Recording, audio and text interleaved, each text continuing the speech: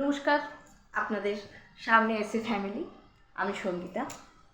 একটি ছোট্ট গল্প শোনাবো। একটি ছেলের একটি মেয়ের সাথে বিয়ে হয়। দাম্পত্য জীবন প্রথম ভালো ছিল। স্বামী প্রথম ভালোবাসতো, শ্বশুর শাশুড়িও প্রথম ভালোবাসতো, বৌমাও তাদের ভালোবাসতো। কিন্তু হঠাৎ 2-4 বছর যাওয়ার পর দেখা গেল তাদের বাচ্চা হচ্ছে না। তো বাচ্চা হওয়ানোর জন্য ডাক্তার এবার শুরু হলো দেখানো। ঠিক আছে, ডাক্তার দেখাচ্ছে। তো স্বামী বলল, তুমি রিপোর্টটা নিয়ে এসো। তা কিছু টেস্ট হলো, তো স্বামী বলল, যাও তুমি রিপোর্টটা নিয়ে এসো। স্ত্রী বলল, আমি আনতে যাবো রিপোর্ট, তুমি যাবে না? বললো শান্ত গলায়, বললো, যাও না, তুমি রিপোর্টটা নিয়ে এসো।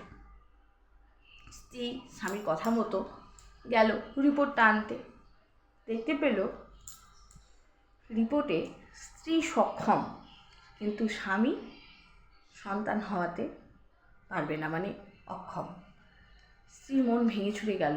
এ কি, ও যদি অক্ষম হয় তাহলে আমি তো মা ডাক কোনোদিনও শুনতে পাবো না। স্ত্রী খুব ভেঙে ছুড়ে গেল, খুবই কান্না করলো, খুবই ভেঙে পড়লো। তারপরে ডিসিশান নিল, ঠিক আছে, আগে কিছু ডিসিশান নেওয়া হবে না, আগে দেখা যাবে স্বামীটার নাম গল্পে রাজদীপ। আগে দেখা যাবে রাজদীপ কী ভাবছে, কী বলছে, ও কি করতো। আমার যদি এরকম হতো আর ওর যদি এরকম হতো, ও কী করতো। ও যেটা করবে সেটাও আমি করব, তাহলে ওর মতামতটা নেওয়া দরকার। তখন স্ত্রী সেই রিপোর্টগুলো গিয়ে নিজের আলমারিতে আলাদা জায়গায় রেখে দিল। নিয়ে স্বামীর কাছে বলল, দেখো আমার রিপোর্টগুলো চুরি হয়ে গেছে। স্বামী জিজ্ঞেস করলো যে রিপোর্টে কী বেরিয়েছিল। স্ত্রী বলল, আমি মা হতে অক্ষম, কিন্তু তোমার কোনো অসুবিধা নেই, তুমি পিতা হতে পারো, তোমার কোনো অসুবিধা নেই। স্বামী স্ত্রীর কথা শুনে স্ত্রীর থেকে দূরে সরে গেল। শ্বশুর শাশুড়ি, নিজের বাবা মা, ছেলেটি নিজের বাবা মার সাথে কথা বলতে গেল নিচের ঘরে। আলোচনা সভা বসলো। মেয়েটি বড় অবাক চোখে তাকালো, ভাবলো যে রাজদীপকে আমি এত ভালোবাসি, একটি ছোট্ট জিনিসের জন্য সে তার বাবা মার সাথে আলোচনা করছে, সবার সাথে আলোচনা করলো, কিন্তু স্ত্রীর হাতটা ধরে শক্ত করে ছাড় দিল না। যাই হোক, স্ত্রী মনে কষ্ট পেল, ধৈর্য ধরল।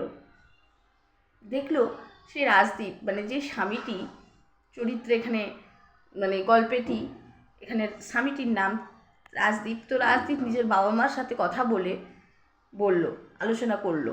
পরের দিন ভোরবেলায় শাশুড়ি এসে নিজের বৌমাকে বললেন, রাজদীপের ওয়াইফকে, যে তুমি এবার চলে যাও। বৌমা বললেন, আমার অপরাধ? বললো, তোমার সন্তান হবে না, তুমি সন্তান ধারণে অক্ষম, তাহলে আমার ছেলে কি মা ডাক শুনতে পাবে না? তাই তুমি আর এখানে থাকতে পারবে না, তোমাকে ডিভোর্স দিতে হবে, আমার ছেলে তোমার সাথে আর থাকবে না। বৌমাটি হাসি মুখে একবার কথা বলতে চাইলো তার স্বামীর সাথে, রাজদীপের সাথে মুখোমুখি হতে চাইলো, যিনি এই গল্পের স্বামী। তো স্বামীর সাথে মুখোমুখি হয়েও তিনিও তাই জানালো যে আমার ডিভোর্স চাই, তুমি তো মা হতে পারবে না কোনোদিনও, আমাকে বাবা সুখ দিতে পারবে না, আমার সন্তান হবে না। তখন স্ত্রী নিঃশব্দে চলে গেল। যখন ডিভোর্স হলো তখন স্ত্রী সেই রিপোর্টটা আস্তে করে তার হাতে দিল। সেই স্বামীটি রিপোর্টটা দেখে হতবাক হয়ে গেলেন। স্ত্রীটি মা হতে পারবেন, তিনি সক্ষম, কিন্তু স্বামীটিই অক্ষম, তিনি জীবনেও বাবা হতে পারবেন না। স্বামীটি ওই রিপোর্টটি পেয়ে অবাক হয়ে বসে রইল।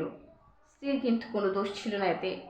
স্ত্রী খালি স্বামীকে পরীক্ষা করে দেখলেন যে তার অবস্থানটা যদি স্ত্রীর হয় তাহলে স্ত্রীর কী দশা হয়। কিন্তু এখানে পুরুষ যদি পিতা না হতে পারে, নারীর কিন্তু সঙ্গ দিতে হয়। বেশিরভাগ নারী সঙ্গ দেয়, কিন্তু নারীর কোনো অসুবিধাতে স্বামীরা কিন্তু, শ্বশুরবাড়িরা কিন্তু সঙ্গ দেয় না। মেয়েটি নিস্তব্ধে সেখান থেকে বাড়ি চলে গেল। মনে হয়তো কষ্ট হলো, কিন্তু মেয়েটির দ্বিতীয় বিবাহ সম্পন্ন হলো। এটা কি ভুল? তারা নতুন জীবন শুরু করলো, এটা কি ভুল হলো?